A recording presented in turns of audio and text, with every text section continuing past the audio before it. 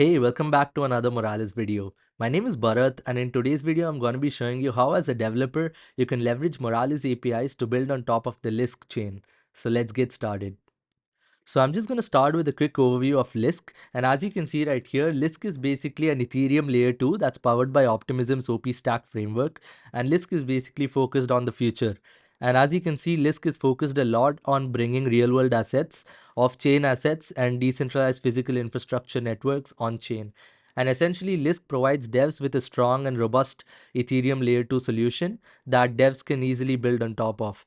And using Moralis APIs, what you'll be able to do is you'll be able to speed up your integration on top of Lisk and reduce your time to market a lot by a huge margin, making you directly focus on building just your solution.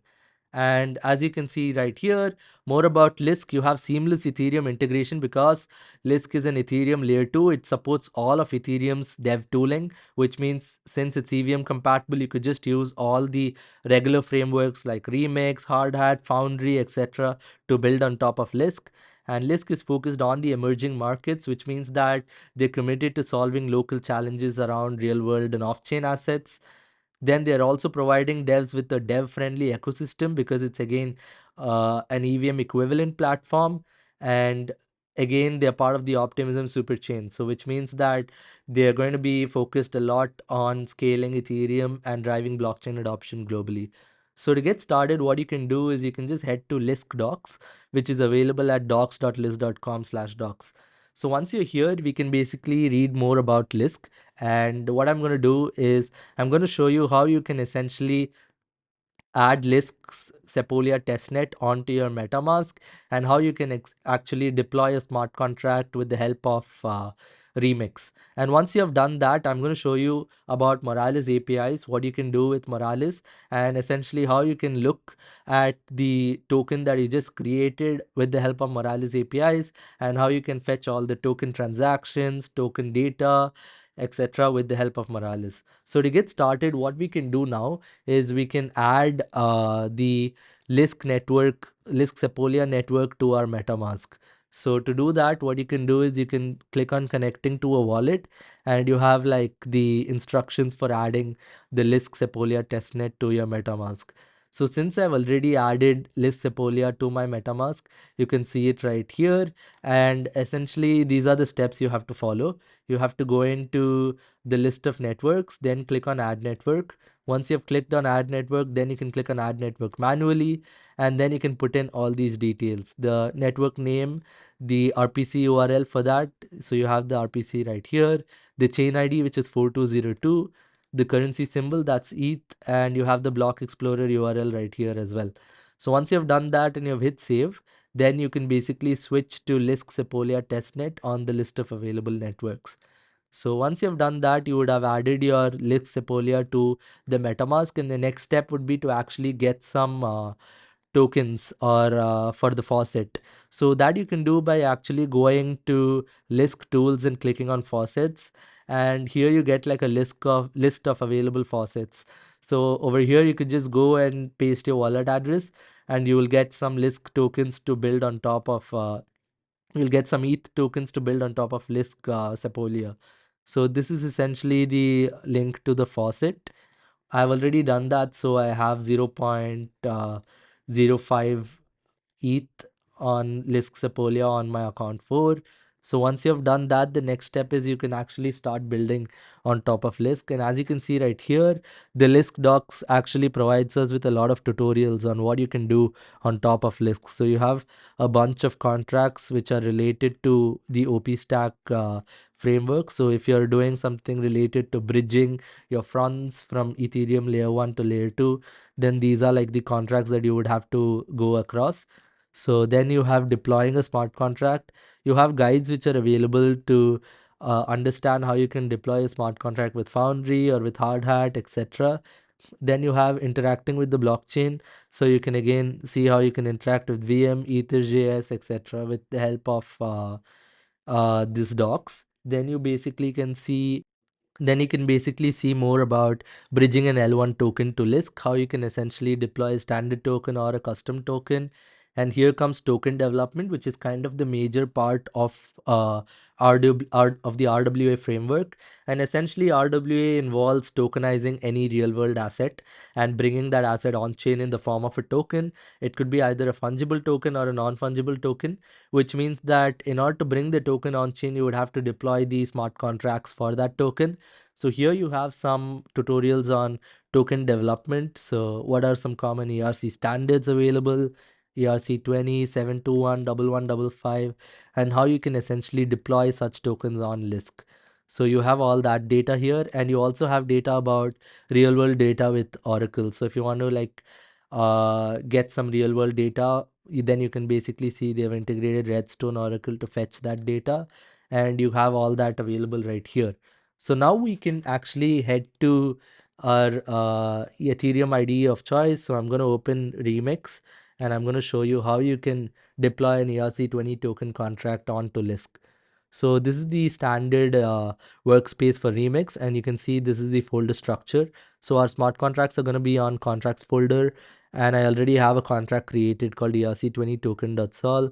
So I'm just importing OpenZeppelin, which is the framework for getting audited contracts, and you can basically use OpenZeppelin for getting the ERC20 contract. And once you have done that, you can basically inherit from the OpenZeppelin ERC20, and you can define your constructor and any custom function you want. So what I've done is I've kept a constructor here for setting the ERC20's token name and symbol, which is essentially the metadata of a ERC20 token. Once you have done that, I'm also having the initial value within the constructor argument. So it's going to be able to mint the initial value of tokens. And we're also setting the owner as msg.sender. So the contract deployer is actually going to be the owner of this contract. Then we have a function called mint. And what that's doing is actually is checking whether the mint can only be called by the owner, which we have already set. Then you can see we're calling the mint private function, and over here you have the receiver and mint quantity right here. So once you have all of that over here, the next step is to actually deploy this, and you can go into deploy and run transactions. Once you have come here, you have to switch to injected provider Metamask, and once you have done that, you'll be able to see the networks over here. So let's actually just first disconnect all of the connected wallets, and let's refresh this page. Once you have done that, you'll be able to open the same process. I have ERC20 token.sol right here. I'm going to go into deploy and run. So I think it's still compiling. So let's wait for this. Okay, now the compilation is done. Now you can click on injected provider, select the account you want to connect and confirm. Once you have done that, you'll see that I've got my wallet address right here. So now what you can do is you can just give your token a name and symbol. So let's give it test token. Let's give the symbol as test. And basically, if you want to mint a certain number of tokens, since by default the decimal value is going to be equal to 18, what you can do is actually you can go and open an Ethereum two-way converter. So once you have done that, you can basically paste, let's say, if I want to mint 1000 tokens, I would have to actually pass in this value right here, which is 1000 into 10 power 18. So I'm just going to put this right here, and let's click on transact. Once I've done this, it's going to ask me to confirm the transaction, and you can see how much fees it's going to take. Once you've confirmed it, let's basically see the contract transaction is pending, and you can see the contract transaction was confirmed. And if you click on view on block explorer, you'll be able to see the transaction that we just performed, which is basically to deploy the test token contract. So you can see right here that the test token is created, and the tokens minted shows us that we minted 1000 tokens. And what you can actually do now is you can actually import this token onto your MetaMask so that you can see this 1000 tokens in your MetaMask. So you can click on tokens, click on import tokens, and copy the contract address. Once you have done that, paste it, and it should be good to go. You can see it found out the details, and it fetched okay that I have 1000 tokens. And now you can see that my balance shows that I have 1000 of these tokens. So this is how you can actually deploy a smart contract, which is the ERC20 token on top of Lisk Sepolia, and how you can essentially import that token onto Metamask as well. So what we have done now is we have deployed an ERC20 token, and now we can head into Moralis to actually see what all you could do with Moralis. So for that, I'm going to open up Moralis docs. And as you can see right here, Moralis docs is the single guide and API reference that you need for building on top of Moralis. And it contains all the data about all our APIs, all the chains, all the integrations, etc. So if you head into supported chains, you can basically see that we have Lisk right here. You have Lisk mainnet and Lisk Sepolia testnet support, and you can basically access all of our EVM API and Streams API and build on top of Lisk. So to now get started on understanding about what are all APIs which are available with Moralis, we have the API reference section open at the overview, and you can basically see we have APIs across wallets, NFTs, tokens, DeFi, entity, price, blockchain, and utils. So I'm going to go over like each of these categories and just tell you what you can do with each of them. So the wallet API essentially lets you like build a lot of wallet solutions. So if you're building a wallet, you can fetch all the transactions, you can fetch the token balances, you can fetch all the wallet open approvals, you can fetch the NFT balances, you can also fetch the DeFi positions, net worth, PNL, and you can also do domain resolution. So if you want to translate an ENS domain to an address or an unstoppable domain to address, you can use the get wallet domains. You can also fetch the list of chains which the wallet is active on using the get wallet details active chains API. So you have all this data that's available, and you can use our Moralis SDK or API to directly fetch this data.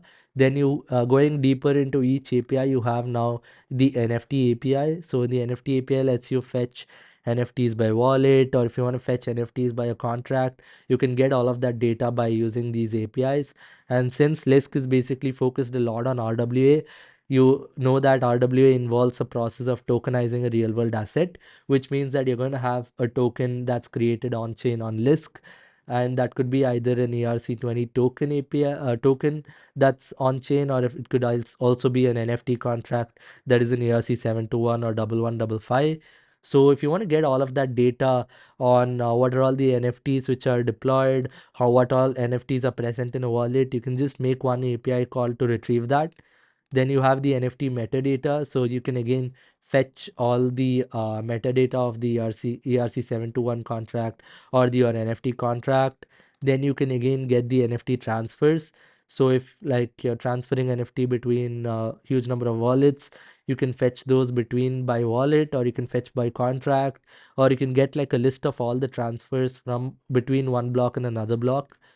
Then comes NFT collections. You can get data related to NFT collections, NFT owners. You can also get real-time NFT price data. So if you want to fetch the floor prices or historical floor prices, you have all that data available right here. Then you can get the NFT lowest price or the NFT trades. So that's on the NFT APIs. Coming to the token APIs, you have get token metadata, which is going to retrieve the metadata of the ERC20 token. You can also get the token price or the token balances, etc. You can also get all the token owners, token stats, all this data. So since we deployed our ERC20 token, what we can do is we can actually go into the wallet API, get into wallet token balances, and let's actually try to see if our API is returning us all the balances of the ERC20 token that we just deployed. So what you can do now is you can actually get into login and log into Moralis. Once you have logged into Moralis, you'll be able to see your Moralis dashboard, which shows you data about your compute unit usage, your API key. You can see the docs, tutorials. You can also see everything you need to get started. So you can basically copy the API key and head back to our docs and paste your API key right here. Then you can select the chain. Now in this chain, we're going to select Lisk Sepolia, and I'm going to take my wallet address as well, and I'm going to paste that right here. And now you can actually hit test live API. And when you do that, you're going to get the response right here. And you can see it's giving us the balance that's present. So our balance in ETH is actually 0.049. and that's what you see right here. Metamask grounds up, so you see 0.05 over here.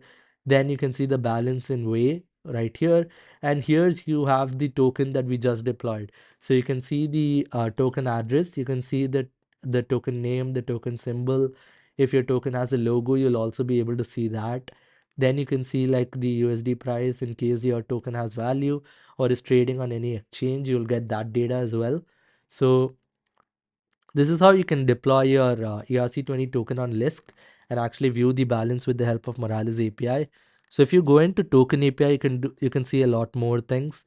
So get token metadata is actually going to let us fetch the metadata by the contract address. So I'm just going to open up Lisk Sepolia over here, and let's actually paste the address of our token that we just deployed. So I have the test token right here, I have the address, and I can paste the address right here. Now when I hit test live API, it's going to show us the metadata. You can see test token, you can see the decimals, you can see the total supply, which is exactly 1000 into 10 power 18, because that's the number of tokens that we have minted till now. So this is how you can fetch all this data. And if you want to, like, let's say, get the token transfers, you can also get the ERC20 token transfers. So if we want to test this out, what we can do is we can actually move some ERC20 tokens between my account 4 and account 2. So let's do that, and let's just click continue. Okay, let's go back. We did not specify the number of tokens, so I've put in 100. Once I've done that, I can basically hit confirm. So let's wait for this to complete, and if we open it up, you can basically see it's successful.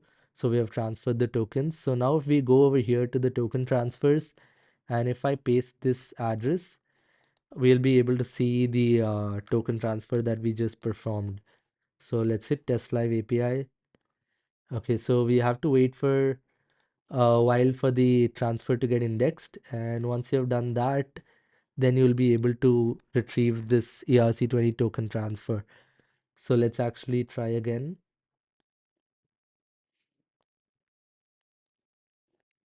and hit test live API. Okay, so to get that, you will have to wait for a certain amount of seconds before you can fetch the ERC20 token transfers.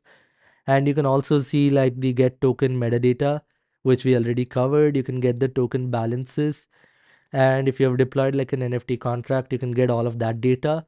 You can also get like the transactions or the block data as well for the blockchain. So if you want to fetch the transactions by hash, you can just go into get transactions by hash, and let's open up our transaction. Let's say I have this particular transaction hash. I'm going to paste this transaction hash over here, and I'll be able to actually retrieve the data about this transaction. So you can see that it's not yet indexed yet on Lisk. So let's try our old previous transaction. So let's see over here, we have this transaction, and this is going to actually retrieve that data. Okay, so yeah, the reason why we're getting this is because that we did not change the network to Lisk Sepolia. So if we go back now and we paste in the transaction hash from this, it should work. So I'm just going to go back here, go into token transfer, copy this, and let's paste it right here. So we have the transaction hash and we have the chain. So now let's hit test live API. So now you can see right here, we've got the transaction hash details. So earlier we did not set the chain correctly, which is why we couldn't see the transaction. So you can see the hash, you can see the from address. So like I mentioned earlier, we have complete entity support. So if you are basically interacting with any real world entity like Binance, Coinbase, or BlackRock, etc., you'll be able to see the entity details in the API response itself. So you can see right here, you can see from address entity and from address entity logo. So if you interact with the DEX or an exchange, you're going to have all of that data for the entity. So that's how you can fetch all of the transaction data. And now if we actually go back to our token API and get into token transfers, now we should be able to see the token transfer that we just did. So I'm going to copy the address, paste it right here, set this to Lisk Sepolia. Once we've done that, let's hit test live API. There we go. So now you can see the transfer that we just performed. You can see the result contains the transfer value that we just did, which was the 100 tokens. So you can see the value decimal indicates that. And you can also see the initial token transfer, which is the one which we minted. So the you have all of this data right here in the form of one API call. So you can get all the token transfers, you can get token prices, you can get token metadata, approvals, etc. And that's how you can essentially leverage Moralis to build on top of the Lisk chain. So if you have any questions, feel free to drop them in the chat and I'll be happy to respond to them. And join our Discord if you have anything that you want to discuss on how you can build on top of Lisk. And I hope to see you on the next video. Thank you.